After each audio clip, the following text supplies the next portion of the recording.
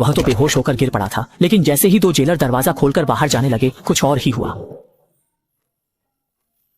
ये देख दोनों जेलर तुरंत अपनी लाठी निकालकर इधर उधर तलाशने लगे, लेकिन अगले ही पल जो हुआ वह किसी ने सोचा भी नहीं था।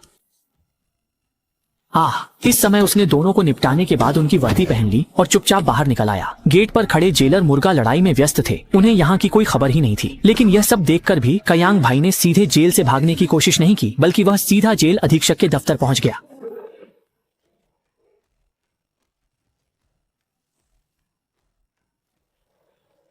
करियांग भाई ने अधीक्षक को गिराकर मेज से कैंची उठा ली और उसे धमकाकर साजिशकर्ता का नाम उगलवाया। डरे हुए अधीक्षक ने तुरंत सांग बियाओ का पता बता दिया। सुनकर करियांग सामान लेकर चुपचाप वहां से निकल गया।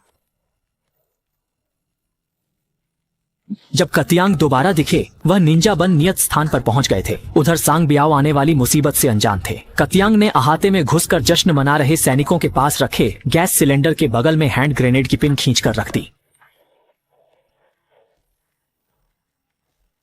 धमाका होते ही सांग बियाओ का ध्यान भटका। दूसरा सरगना तुरंत बाहर जांच करने गया, जबकि सांग बियाओ ने अपनी समुराई तलवार और हथौड़ा निकाल लिया और उधर कयांग भाई ने भी कत्लेआम शुरू कर दिया।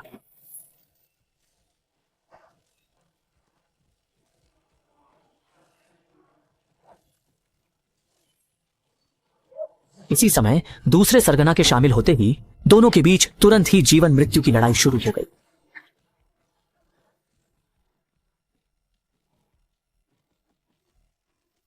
इस लड़ाई में कचियांग की खाल उधड़ते ही उसका गुस्सा फूट पड़ा और उसने चंद वारों में उसे ढेर कर दिया।